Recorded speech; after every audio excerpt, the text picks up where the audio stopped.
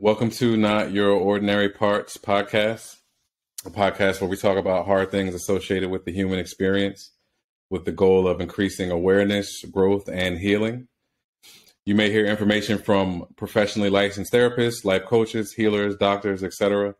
This information is not medical advice or therapy and is not meant to replace actual therapy or instructions given to you by a doctor or personal therapist. I'm your host, Jelon Johnson. I'm an everyday guy. I don't feel that what I'm doing makes me special or better than anyone else. I made the decision one day, as difficult as it was, that I wanted more for myself and I wanted to heal the things that I was hiding. And I started my journey. So what you're seeing now is a byproduct of that decision. And I hope that what I'm doing is helpful to anyone who may have that same desire. My guest today is Jasmine Price.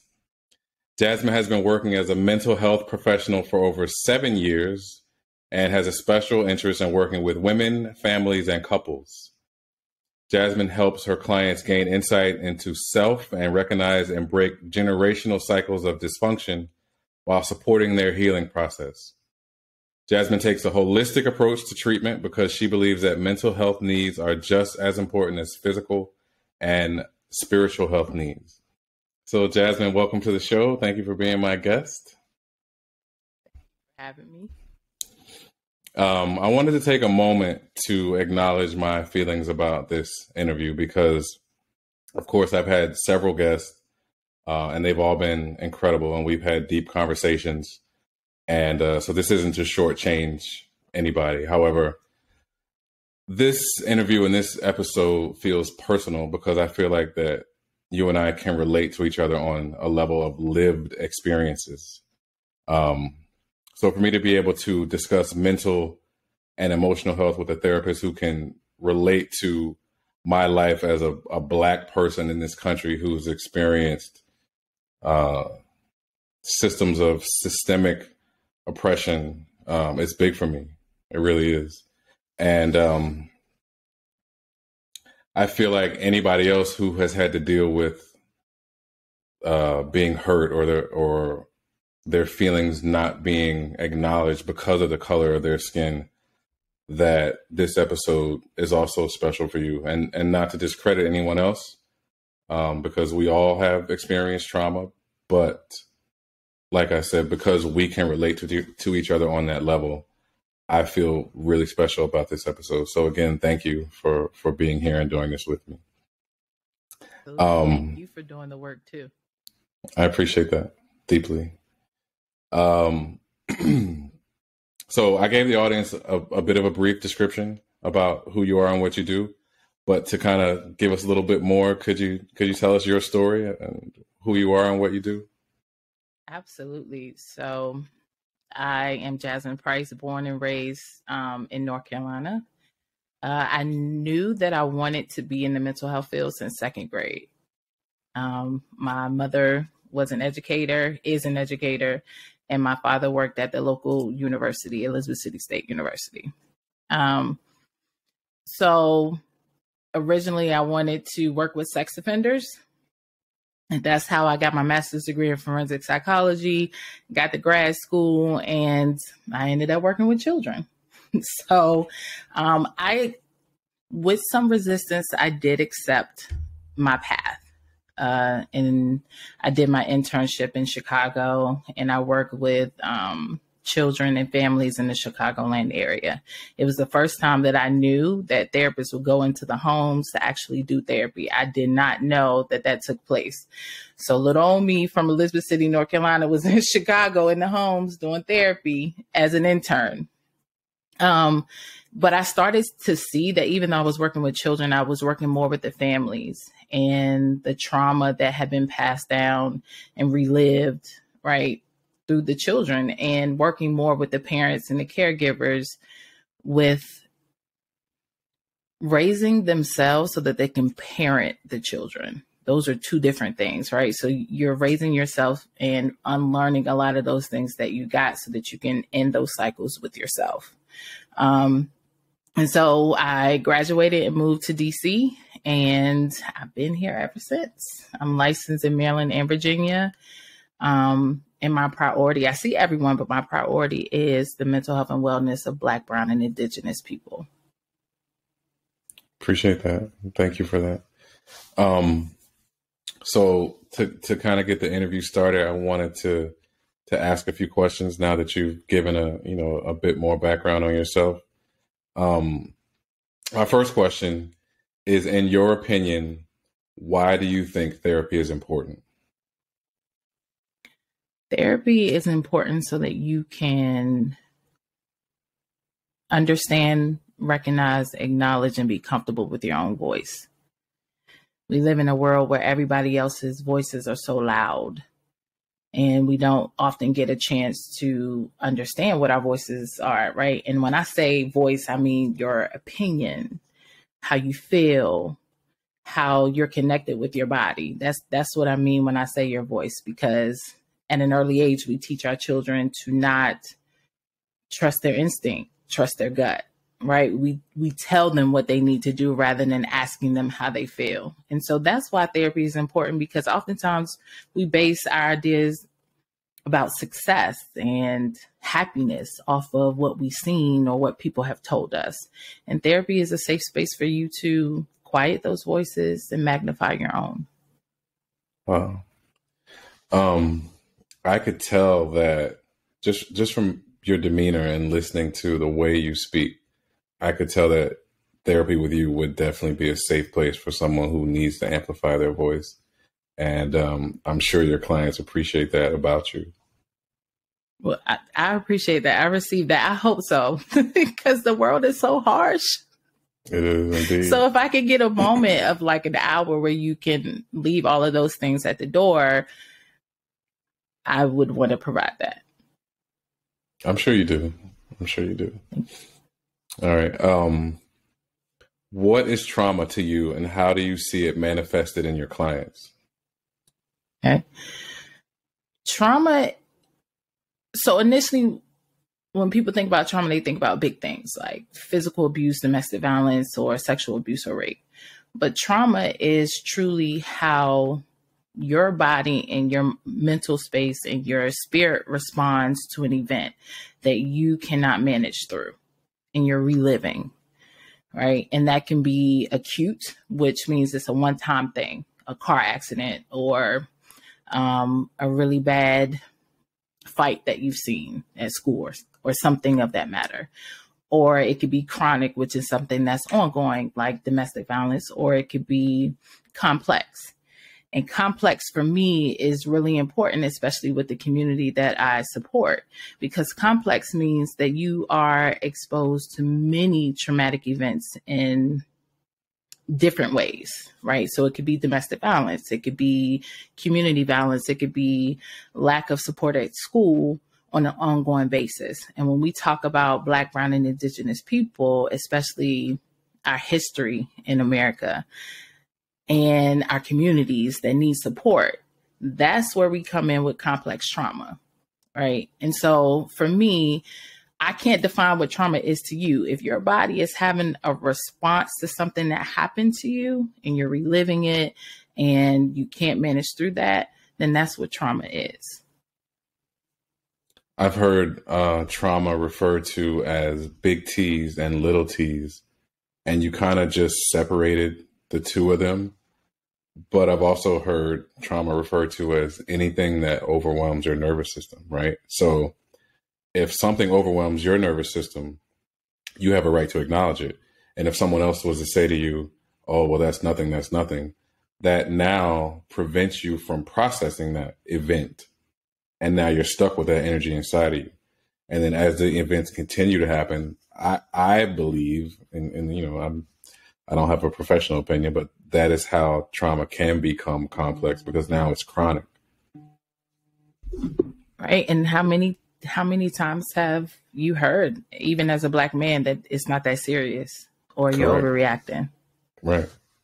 So many times. And that in itself can make me start to lose belief in my own lived experience. Well, maybe it's not that bad if these people say it's not, or if this person says it isn't. And then I start to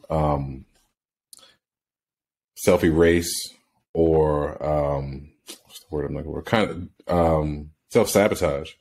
I take my experience and I discount it, which leads to more and more trauma. It's trauma on top of trauma. Right. Because then you don't honor your body, because your body Correct. knows, right? Your body is like, something's not right. Come on, pay attention to me, slow down. But then when you do that, that's dishonor. 100%. What are some ways that you see trauma manifested in your clients? Some ways that I see trauma manifested in clients is exactly what you just said, right? Not acknowledging self or not taking care of themselves. I see clients go, not taking a moment of silence, not taking a moment to just be. They always have to be around people, always needing to be at work. It even comes up in how they parent their children, or how they interact with their partner. A lot of times they can replay that trauma or become the aggressor or the oppressor in their intimate relationships. Wow. I just remember reading something that said if you don't address the trauma, it'll show up in your intimate relationships, because it has to find a way to get out. Right. And then it also can show up in like physical ailments. Mm-hmm. What you don't process emotionally will manifest itself in physical ailments.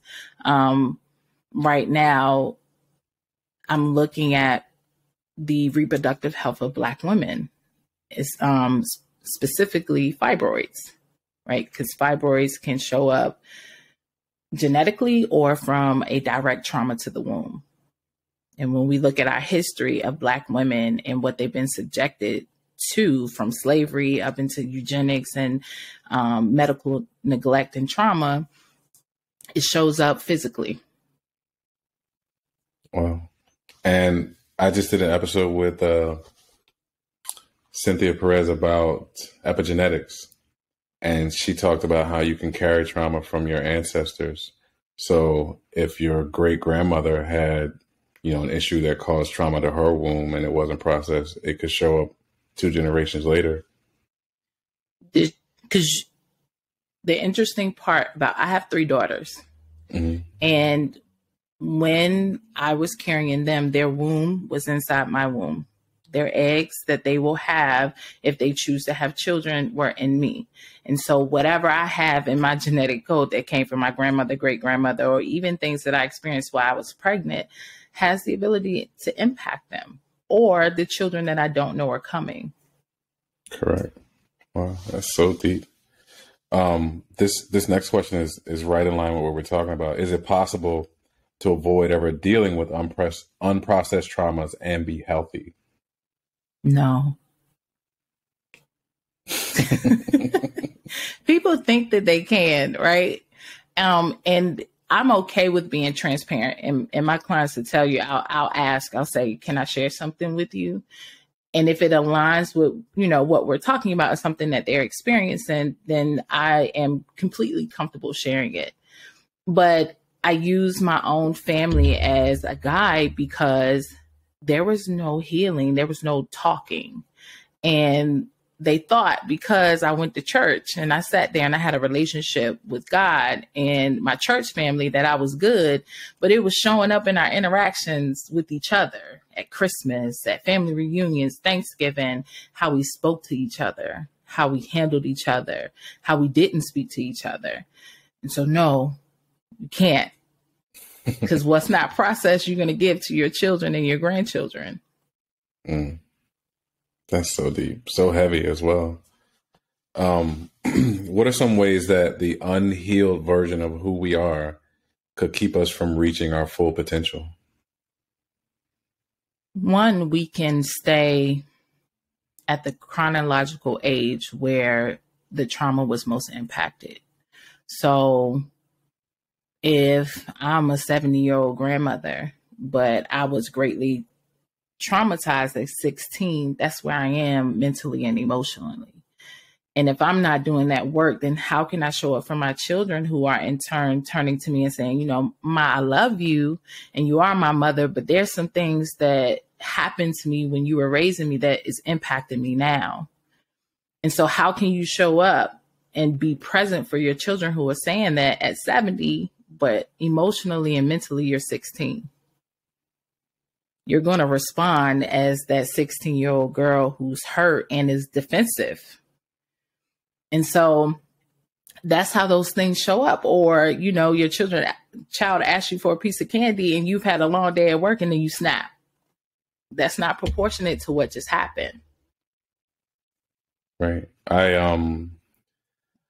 I think a lot of times that because trauma happens to us at an early age and we don't know how to deal with it or to process it or to move through it, we do get stuck, like you said, at the chronological age that the event happened. So now you're an adult trying to live an adult life, but you're stuck emotionally at the age where, you know, things happen to you that stunted your emotional growth. And I used to hear a lot growing up, well, I'm the parent, you know, as the answer to something that I needed help with or something that I didn't necessarily agree with. It would be, well, I'm the parent, you're the child. And that was the end all be all, or respect your elders. And that for me was never enough because it wasn't enough. But to have to suck that up, I feel like it damaged me as well. So I didn't, and I'll be the first. And I was that grandchild. I was the one to say, well, no, that's not fair, Granddad. I don't understand why I have to do that. And I'll give it to my grandfather. He was not someone who you would want to cross. Tall, booming voice, big hands. But he handled me with care. Like, I could see that me saying that he had to take a moment, but he understood that that wasn't disrespectful or that I wasn't trying to, step out of a child's place. And so I am incredibly grateful to him for that. But you're right. It's not enough, because when you're observing your caregivers in a certain light and then they turn around and tell you, because I said so, but you're seeing them doing some questionable things or something that they said to you not to do, it's confusing. I hate because I said so. Hate it. Because I heard it so often when it wasn't the appropriate response, to what was happening. And it's almost like if you were dealing with emotionally immature parents or emotionally immature grandparents, when you had big feelings or big emotions, you were backing them into a corner. So those responses were all that they could give you because they didn't want to feel insignificant or small or even feel their feelings that would come up from what was happening. So it was me asserting my dominance as the older person, as the caregiver. And, it was just the way they dealt with things. And do you want to dominate your children? No, you don't. But if you don't know any better, I know, even as a therapist, emotions and feelings are challenging, right? And then you have these tiny bodies with these big feelings and emotions. And they're like, I have no idea what to do with them. And it's a teaching moment. Now, I tell you, it's challenging. But I try to tell my children, my oldest is 11, and it's sometimes in the moment, I can't tell you why right then and there, but I promise you we'll talk about it later. She still doesn't like it, but she understands that we can revisit it. And that's fair. That's very fair. Okay.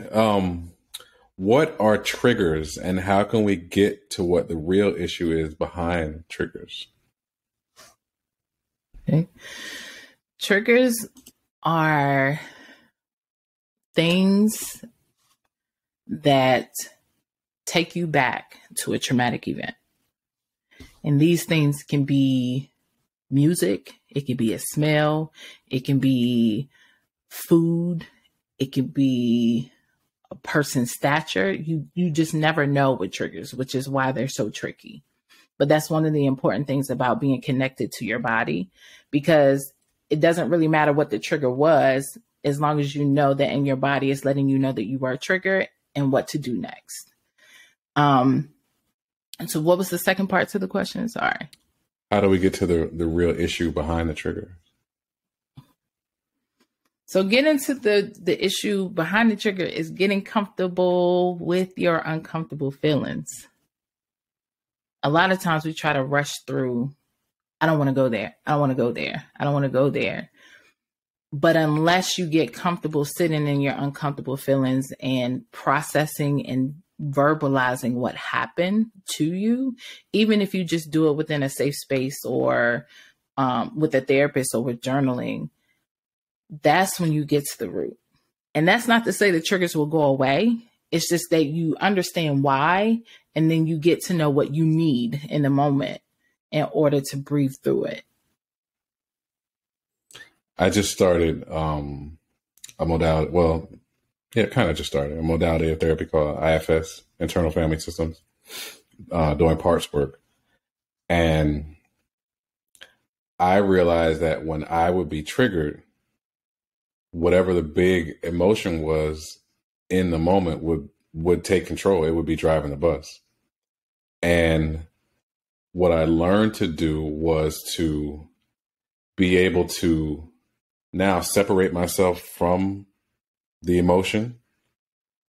And I feel like instead of being a passenger, I'm sitting in the car next to that emotion and looking at it, and we can talk about what's happening and figure out the best solution, which is huge. Absolutely.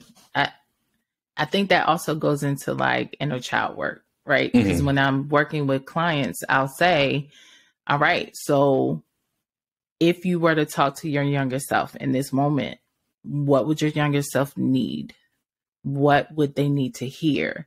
Do they need to take a walk? Do they need tea? Do they need intentional movement? What is it? And then acknowledging like, okay, right now I'm angry, but I'm angry because I'm embarrassed because my boss said this during the meeting. Right. And then talking to yourself step by step that way. And they'll be like, I feel strange doing that. And I'm like, we could figure out what would be most comfortable for you to do that. But it's necessary. Right. What is it? Separating yourself from becoming unenmeshed? Is that the proper term for it? Mm-hmm. Okay. It is uncomfortable because it feels strange and different. I think that just being reactive, if you've done it for so long, it's your norm. It's comfortable, and stepping outside of your comfort zone, regardless of what it is going to make you feel different. And when you feel different, you don't feel safe and comfortable. So helping your clients to be able to identify the underlying issue and then to sit with that, I think that's really good. And it's big and transformative work. I don't think that I would be the clinician that I am today if I hadn't actually done the work myself too. Yes, of course. Of course. I want to take a minute and talk about generational cycles and dysfunction, because I feel like they're intertwined. Can you define what a generational cycle is? A generational cycle is something that, and I'll go back 7 generations just because they say we house up to 7 generations within ourselves, that they have done for so long that it becomes a part of the culture of the family, but is unhealthy, very unhealthy. And I can use my family as an example, but one of the generational cycles is how they speak to the men in the family, right? So the men in the family don't have a voice and they get quiet, and then it became few and few men. And then they stopped getting married, which is big, right? Because how important is that relationship to a family system? And so part of that came from trauma. They were so traumatized by men that they shut themselves off and realized that, okay, I have to protect myself. I have to protect the children of the family. And so they had this hierarchy, but it was imbalanced and it caused a lot of chaos within the family. And so those are examples. And also sexual abuse where you're not talking about it, or domestic violence or physical abuse to children, or neglect. Those are generational cycles that carry on and on because they're not talked about. They're just overlooked as, that's just how we are. You know how the Price family does. Why do you think it's so easy to sit in dysfunction? Because that's all I know. So if I come into your family and it's absolutely different from mine, right? Let's say Thanksgiving at your family is healthier than mine. I'm going to be extremely uncomfortable because this is not what I know. Even though when I'm with my family, I can recognize that this is not making me feel good, but I don't know what else is out there. I don't know what else to do or how to come out of it or how to stop it. Wow. I think that, like you mentioned, because you don't know anything else, you don't, will that prevent you from wanting to know anything else? No. But if I want something else, does that mean that I'm betraying my grandmother who raised me and that I love? It could feel like that though, right? Right. And what happens when we start setting boundaries of saying, Grandma, I'm not doing it that way. They take offense to that. And it's, well, I've been raising children for X amount of years and all my children turned out fine. And so you don't want the people who raised you to feel like they failed or did a bad job. And that's not necessarily saying that that's what happened, but we're recognizing that we can't continue the way that we are. Right. I think a lot of times the adults who have been in the cycles for so long, anything that is starting to break away from that could be deemed or seen as disrespect. So it makes it difficult to be that cycle breaker because you're now labeled as the black sheep or the person who wants to break the family apart.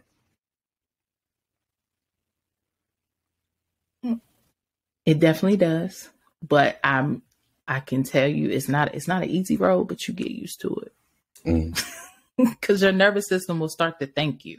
You start to feel the difference within your physical body. Well, like I mentioned to you a few moments ago, I had done an episode about epigenetics and our ancestors' unprocessed traumas.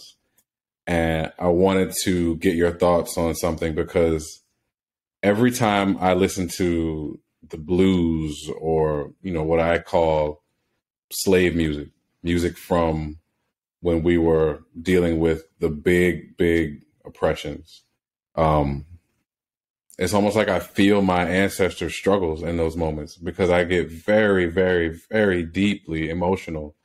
And I almost don't feel like the music should evoke such a strong response. But then also, if I am carrying generational stuff, then maybe that's what it is. So I wanted to kind of get your thoughts on that to see if I may be putting the piece to that puzzle together. You absolutely are putting a piece of the puzzle together.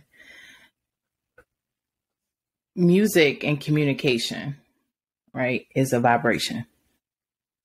And vibrations, when we hear it, it invokes something because that's energy. We're energy. And when we talk about women being pregnant with children, during slavery or after slavery, Jim Crow, if that is not talked about, or we don't know to talk about it, that absolutely is being passed down from generation to generation. Have you ever, outside of the music piece, have you ever been somewhere and you got chills and you didn't know why, or encountered someone that you felt strongly connected to, even though you've never seen this person before? I have. I strongly believe because there's a connection, right? Especially if you're in a space where you were born and raised. How have our paths crossed? What was that interaction? Were our ancestors connected? Did they have an interaction? And so that's why it's so important to pay attention to your body and energy that people bring. Well, I think that I would have never thought until I started researching epigenetics and ancestral healing and things of that nature. I don't know that I would have ever made that connection, but the way you just explained it about getting, chills in a certain scenario or feeling deeply connected to someone that you never met, that makes a lot of sense, a whole lot of sense. Why do you think people are hesitant to talk about that, though? Probably because it sounds or seems a little woo-woo, like it's things that we avoid because we don't want to delve deep into something that may be scary or, demonic, like we was talking about earlier.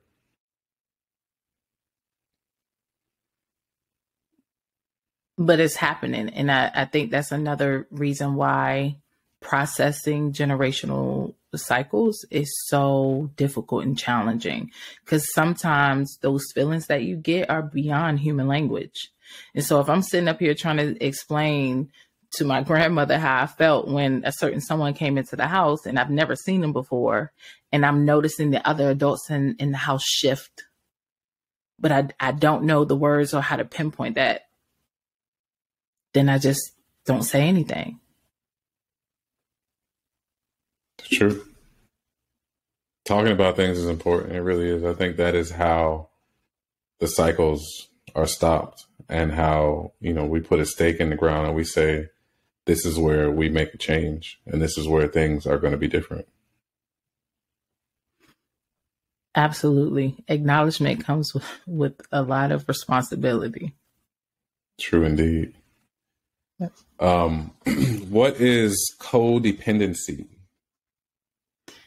Codependency is an interesting topic, right? I don't know how active you are on TikTok, but there's a lot of therapists and psychologists of color who are talking about codependency and whether or not it's real within our community. So codependency, by definition, is there are people in a relationship, and it could be platonic, it could be familial, it could be romantic, where they are emotionally, physically, mentally reliant on one another. And the reason why, when you talk about Black, brown, and indigenous people, initially, weren't they communal people? They truly relied on one another emotionally, mentally, and physically, and spiritually. And so I think, with that being said, when we talk about codependency, I think it is trying to find a balance, right? We are communal people. We do rely on one another, but also being able to identify self, right? Being able to identify when it's important to hear the family system's voice or your friend's voice or your partner's voice, and when it's important to hear your own. I heard codependency referred to once as what you think of me, I think of me. And it was a little eye-opening because I realized that I had a huge part of myself that was codependent, because that really spoke to me. and I don't know where it started or how it started, but I knew that in hearing that it was something that resonated with me and that I struggled with. Because both are important. And I don't know if people are comfortable holding both of those ideas at the same time. You heard Cat Williams say self-esteem is the esteem of yourself, right? But it also is important to have validation from outside of yourself. But the balance is if I can't get that, then I can give it to myself.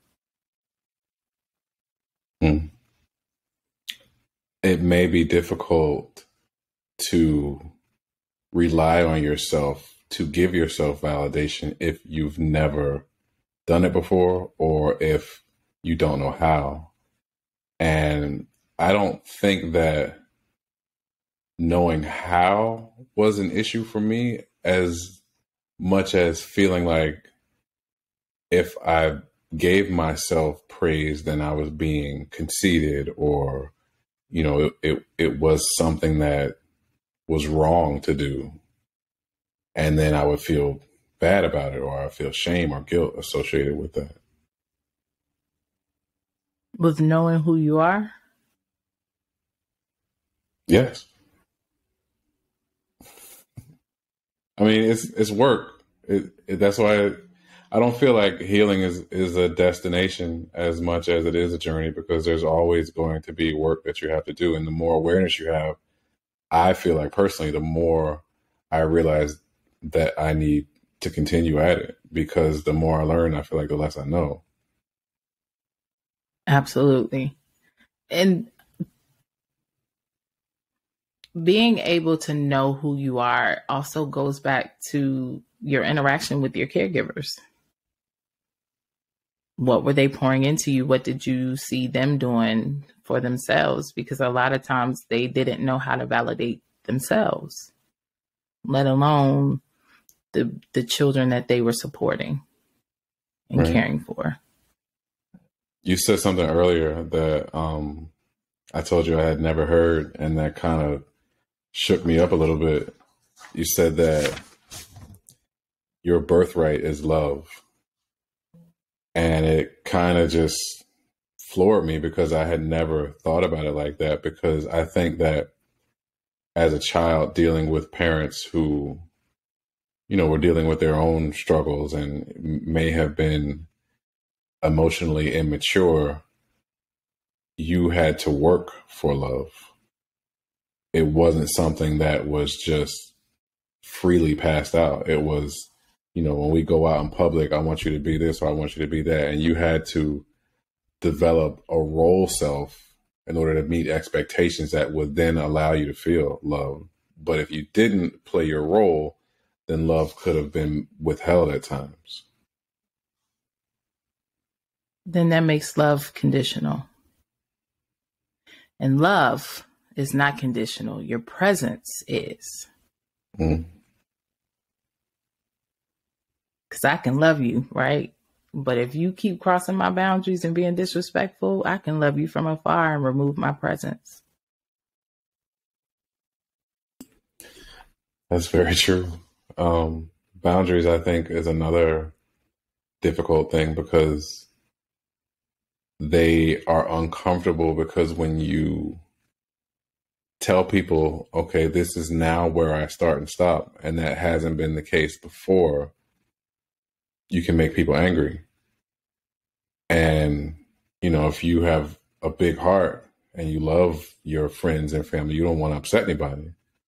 So now you kind of go back to, okay, well then, maybe I just set this boundary here, but I'll move it back just a little bit more so that everybody's happy. And then you're still betraying yourself. It's hard. It's complex. It definitely is. It is. But I often tell my clients, and they look at me like, what? You're not responsible for other people's feelings and emotions. Your responsibility is how you deliver that message with love, right? As much love as you possibly can, depending on the situation. But you're not responsible for their feelings around that. Who is responsible for that? They are. And their therapist, if they have one, they can process through that. I like that. So you said if they have one, they're therapists, right? And culturally as a whole, it feels like therapy and Black people have never mixed. I remember that episode of Dave Chappelle when they did the family swap. And he went to therapy with the white woman, and it was a mess. So, and I think that was just portraying a picture of our reality, that therapy is just not something that we do. Why do you think that is? I think that there's a huge mistrust for the medical field or the mental health field, right? And you often, I don't know if you've heard family members, but I have, say, well, that's not Black people stuff. We don't do that. We're not white, right? But what's interesting is that no one ever acknowledged why there's so much distrust. They just point the finger and say, well, you need to trust us now. It's not like back in the day. We're not going to do that now. But acknowledgement is a big piece of healing. And I just think there's just a distrust for people in the medical field, period. And they also don't know their history because we were doing therapy before we came over here. Like there was African tribes, when there was war, they would have their people come back from war and they would be secluded from the village, and they would take care of them for weeks to make sure that they were okay emotionally and physically and spiritually before they returned. And now, like, that's what therapy is. We're making sure that you're emotionally, physically, and mentally able, in some cases, to go back to war, but that's neither here nor there. But not knowing the history that we were taking care of our emotional and spiritual and mental well-being well before we came over here to the States. Wow. I don't know that the history of therapy is even looked at on a small scale for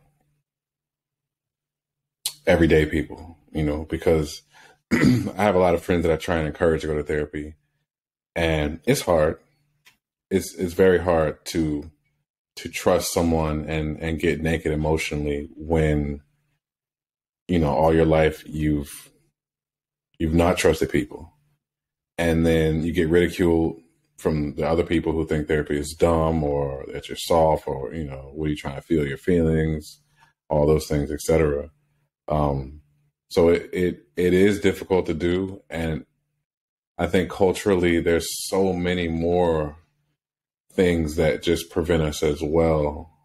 But to know that it's something that was a practice, I think if that was information that could be shared on a larger scale, it may kind of, prick people's minds and say, oh, well, if if it was something that is in our history, we should be able to continue doing it. And maybe people will be more open to emotional healing. So I appreciate you saying that. I think it's important. I tell everybody. Yeah, I do too. I got when we were talking before we started recording, I told you I have several people who I've got, to go to therapy, and I'm proud of that. Keep going. So we talked about this a little bit, validation. There are several forms of validation. There's healthy validation, and then there is the unhealthy validation.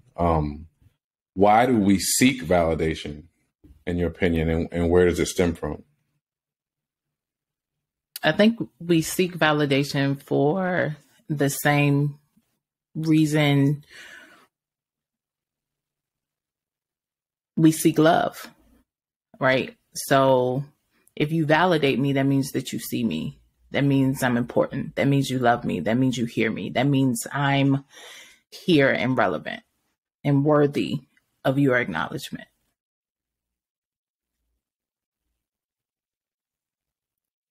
I think And about for that for a many minute. people, that's a lot, because if you're ignored, or if you are only acknowledged when you were doing something that you were supposed to be doing, then that validation is very important to you. Validation could, in that instance, actually be perceived as love, or it could be the idea of love to some people if that's the only way they received love was through validation.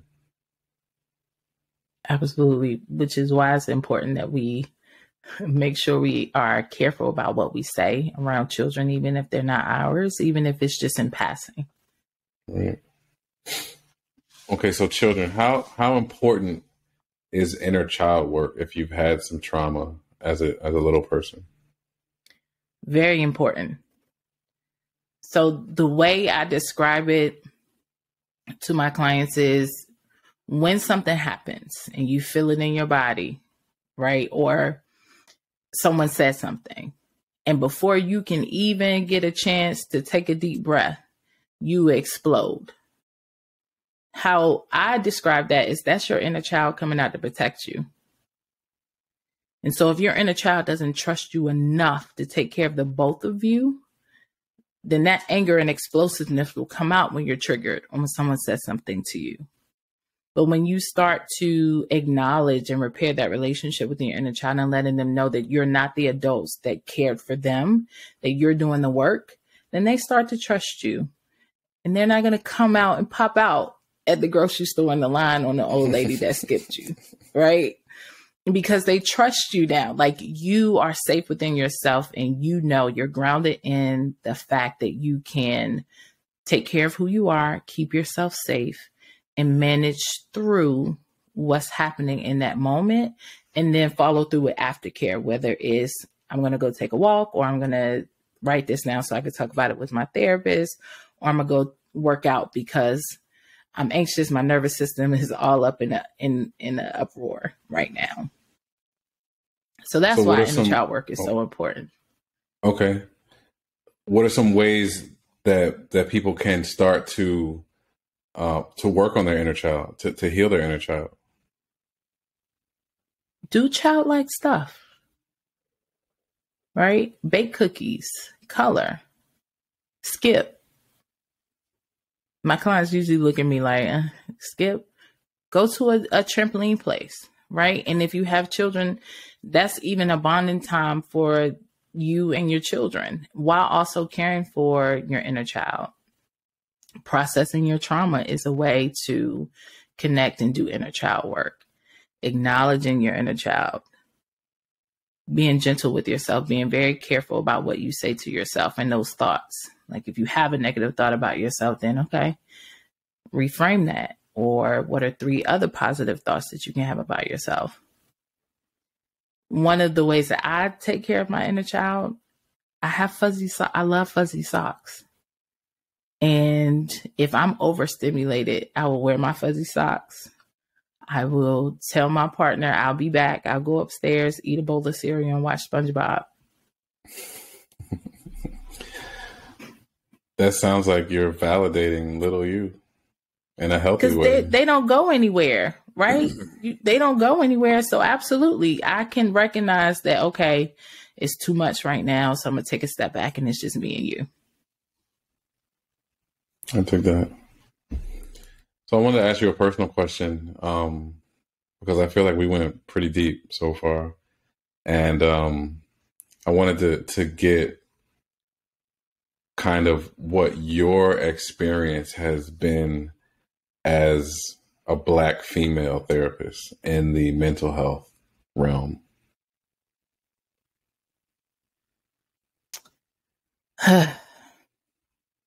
Wow. My experience as a Black female therapist has been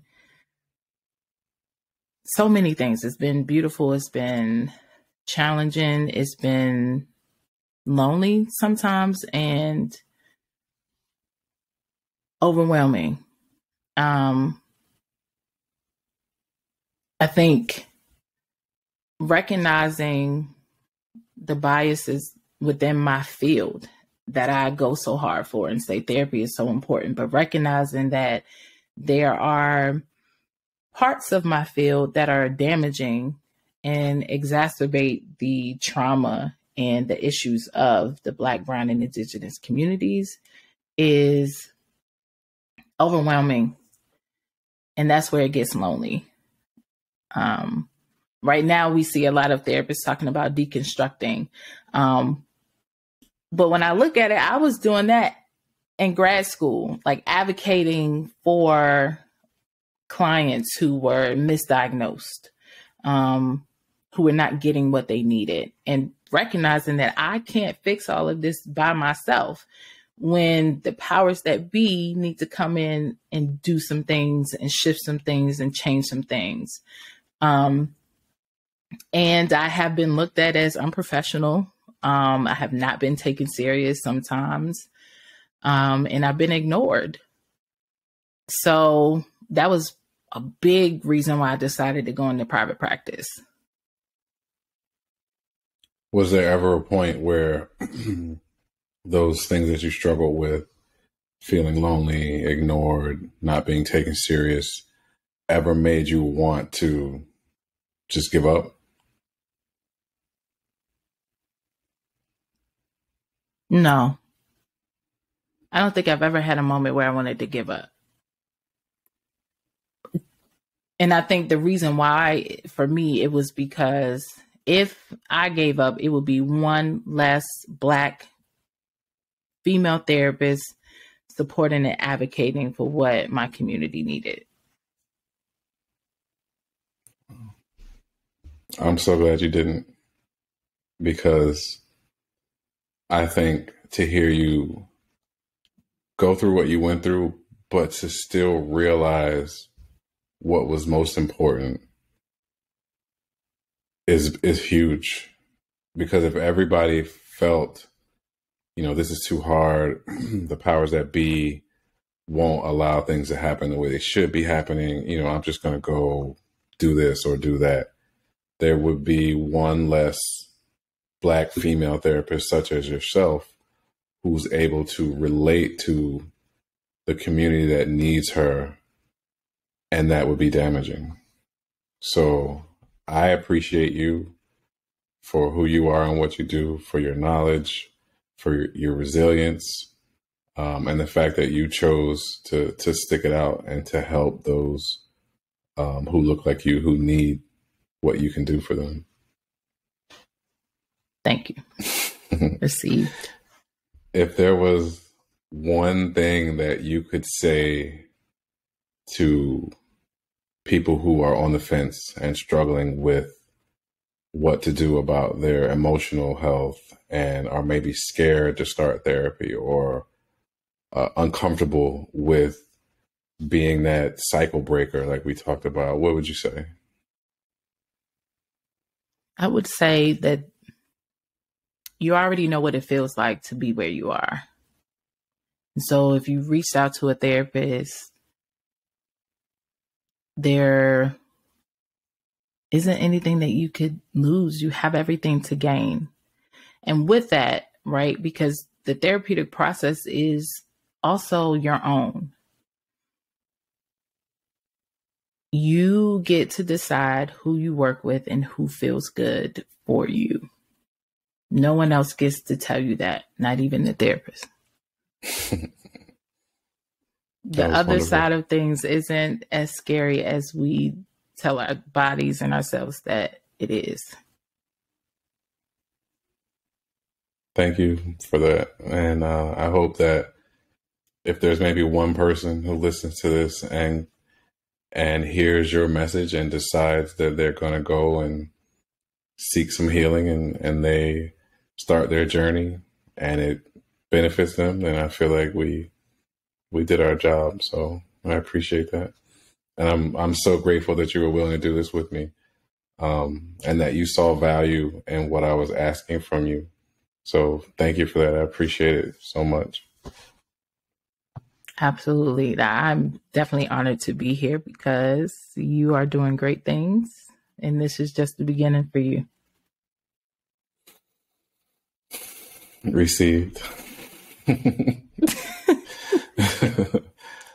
So where can people find you, like online or social media, if they want to follow you and see your content? Me on TikTok and Instagram, Pride of Nyla, PRIDEOFNYLA.